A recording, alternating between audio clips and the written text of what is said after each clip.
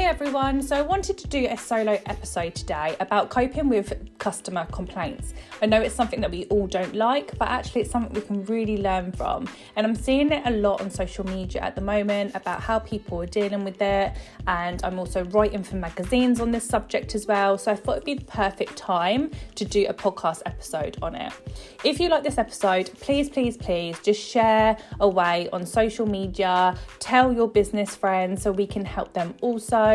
And I'd be really grateful. Without further ado, here is the episode.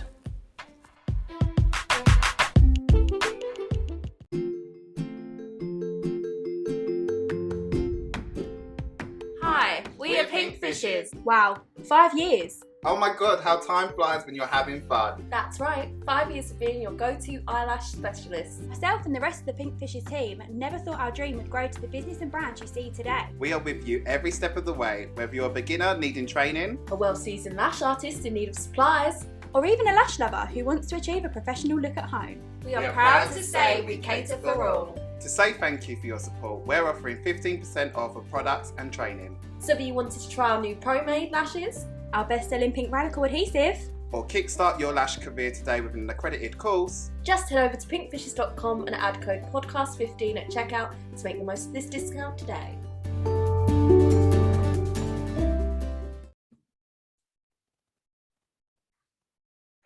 So I wanted to do this solo episode today about dealing with customer complaints because I've been seeing quite a lot of this online and I've been writing about it in the magazines and it seems to be resonating with a lot of people. And in our industry, sometimes we don't actually know how to deal with complaints or the best way to do it. Complaints are never nice to receive. It can really knock our confidence, and especially if you're new doing a treatment, it can really knock you down. If you are experienced in our industry, sometimes it's hard to handle taking a complaint because we think, we're good. Why is she complaining?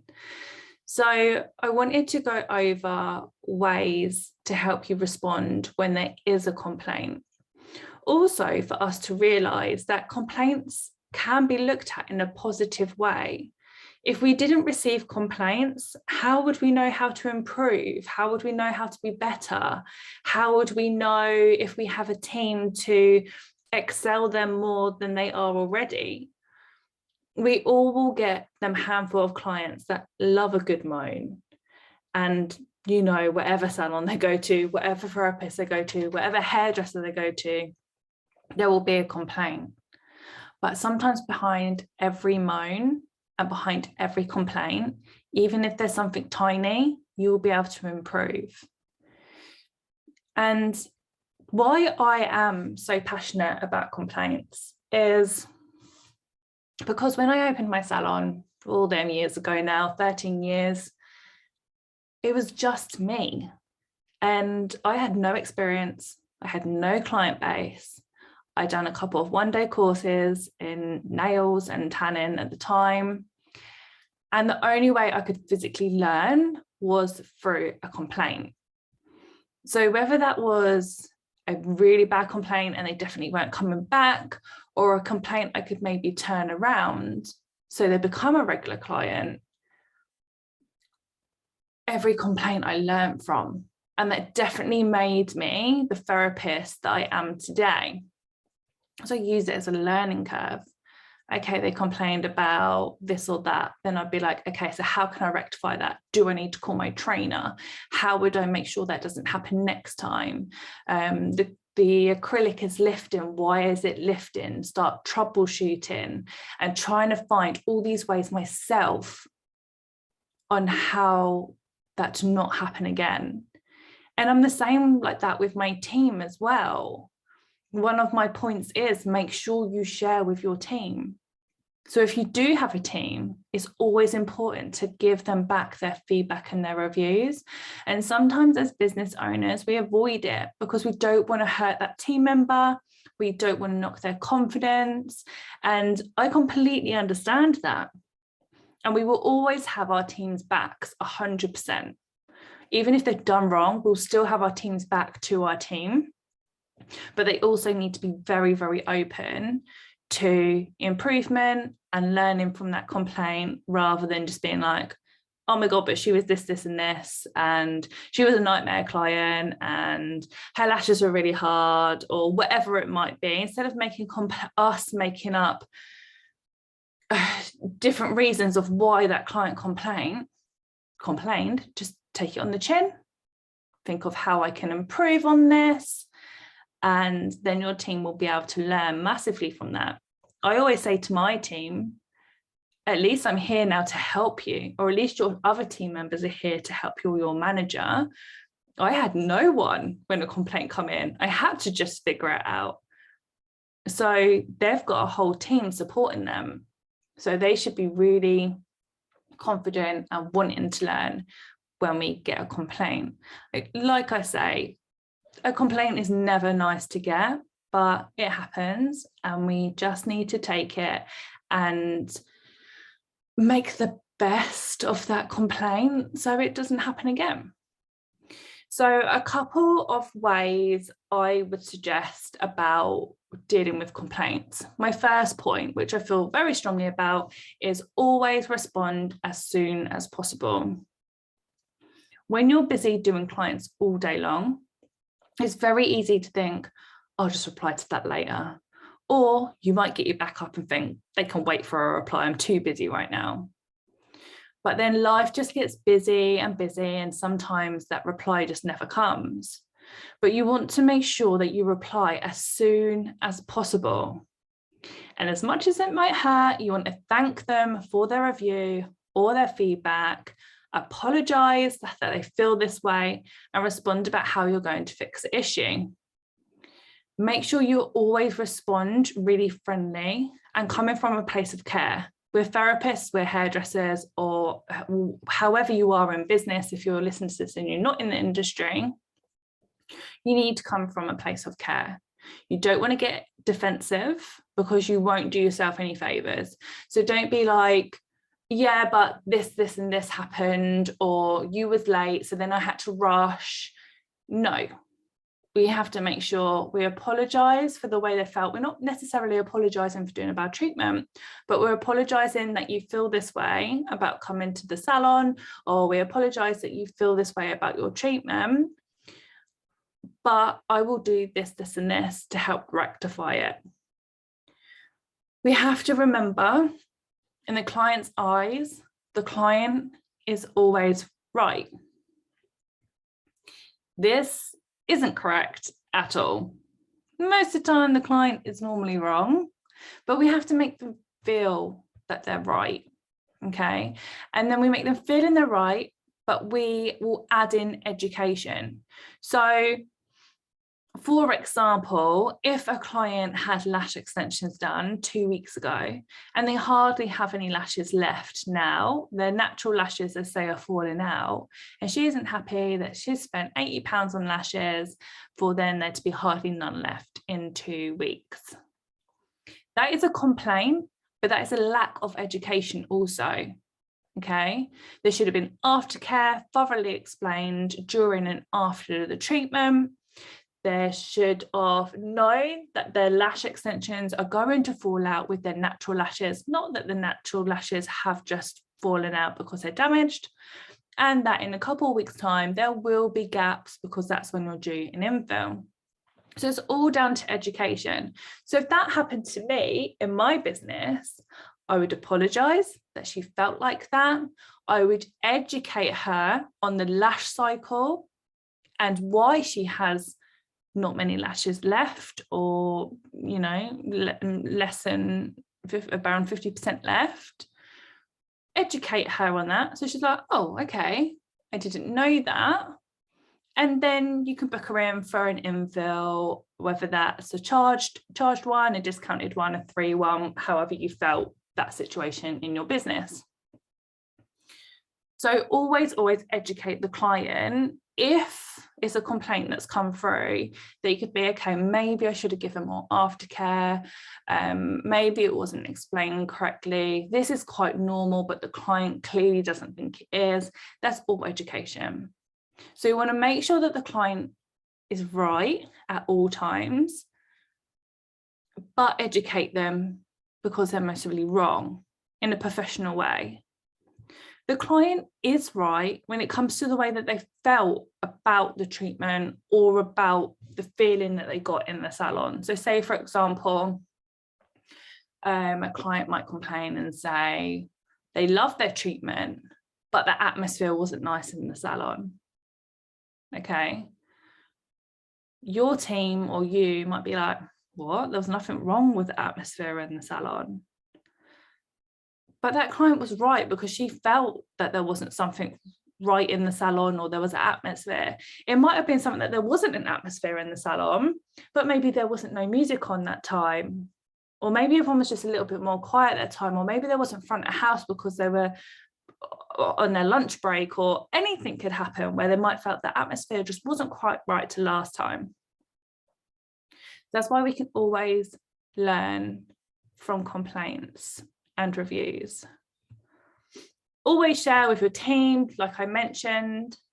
And one of the things that I see all the time is, how do I respond to a bad review online? Well, just like if it was to come through on your inbox, you need to make sure that you reply. And nowadays, unfortunately, there is so many more ways for a client to leave a review through sources like Facebook or Google. Luckily, Instagram doesn't have that feature yet. And we all have them heart-dropping moments when a 1-star review pings up, or even a 3-star with a bad review attached to it. And we just think, why did you not just call me? Or why did you not just email me to try and resolve it before you put it on social? It feels so wrong, doesn't it? But unfortunately, this is how some people feel, okay? Or if they have tried emailing you and you're the person that forgot because you're too busy, or you thought, I'll email them later. If that client don't get a response as soon as, then they will go to social. So that's what you want to protect. But at the same time, don't be fearful of, saying certain things because you're scared they'll go to social. So always respond when someone writes a review on somewhere public like Facebook or like Google, because anyone reading them reviews, so a new client is generally going to look at reviews, read them, take them in, decide if they want to then come to your salon for a treatment. So if there's a bad review and it hasn't been responded to, or if there's a bad review and you've responded to rudely or abruptly, a new client likely is to see that and not want to come to the salon. Where if there is a review that pings up and the client reads it and think, oh, I'm not sure about this salon, but you've said, thanks so much for your review, I'm glad we've now sorted this out, see you soon, or something like that, the client will be like, the potential client will be like, oh, okay, she sorted that out, so that's fine. Or if you can't sort it out, then you haven't been able to talk to that client or whatever the issue is, you could respond back instead of not responding and say something like, I'm so sorry to hear this. We want to make sure we can sort this out ASAP, but I can't get through to you. Please, could you give us a call? So the potential new client can always see what type of customer service you've got behind that complaint. Okay. Good customer service is key when handling a complaint. You can easily turn a bad review into a loyal, happy customer if it's dealt correctly. We have done this several times. I always say, I'll deal with the complaint because I am queen of complaints. Fact, I know whatever complaint comes through my door, I will somehow be able to turn that round into a positive experience. Somehow. It's the way you respond. And what we have to remember is someone that's not happy is likely to tell 5 people about their experience, whereas a happy client is likely not to tell anyone at all because they're happy. They don't feel to have to moan about that experience because they're happy. They might put a picture up on Facebook or Instagram and be like, thanks so much for my nails or my hair. But I'm sure if they were unhappy, they would tell more people. They'll be going home and saying, I got my nails done today and look at this. Or they might be going out with their friends with dinner with friends and mention about their experience. And that's what we want to make sure that we avoid. Whereas if someone is unhappy, but then you turn that around, the client might say, I had a really bad experience at this salon, but their customer service was so good. They fixed it straight away. They got me in.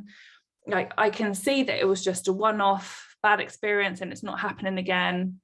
Like, it's like, oh, okay, it's worth going to that salon then. So you really just want to make sure that you're picking up the customer complaints straight away. That needs to be top on your priority list. Trying to fix it. Make sure you're telling your teams so they can learn from them. Don't always get down about the reviews, and take them on board and learn with them, because that's how you are going to become amazing therapists and hairdressers, knowing every single mistake so you can make sure that it doesn't happen again. If there's any online reviews, you're going to make sure that you always try and reach that client first to try and resolve it, and then respond back on the review ASAP so people can see how you've dealt with it. Remembering the client is always right, even though they're generally not. Just make sure your customer service is top at all times. Okay, I've said this many times about customer service. Like, you can go into a restaurant and have an okay meal, but the customer service is absolutely outstanding. Then you can go to a restaurant that costs you a fortune. The food is incredible, but the customer service is shocking. You are more likely to go to the restaurant that give you okay food but amazing customer service than the one that had amazing food but poor customer service. Because it's all about how the way people feel, how are they treated, what experience did they have. So you could have a salon where, yeah, okay, we all want to produce the most amazing treatments, right? But we could have a salon that has okay treatments, nothing wrong with them whatsoever, but aren't the best in Bedfordshire. But the customer service is like second to none. You cannot fault it. I guarantee you that salon is going to have a much more higher returning clients, a busier diary, and more successful than the salon that has the best nails in Bedfordshire, but the customer service is shocking. So that's what we need to make sure that we remember when we're dealing with complaints and when we're dealing with our general customer service day to day. So I hope that helps you a little bit when it comes to dealing with your customer complaints. Okay, it's a very important subject. So make sure that you just take it on board and put my points in action. If this helped, then let me know. I would love to know any feedback. If you struggle with complaints and you're still not sure, then just drop me a message and I'll be able to help you. But yeah, I hope that episode helped. Speak to you guys soon.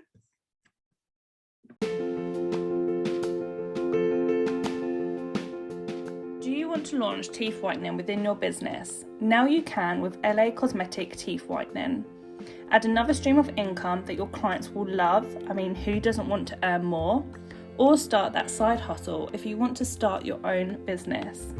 Connect with us on the links below in the show notes and receive £500 off when you quote KG Podcast.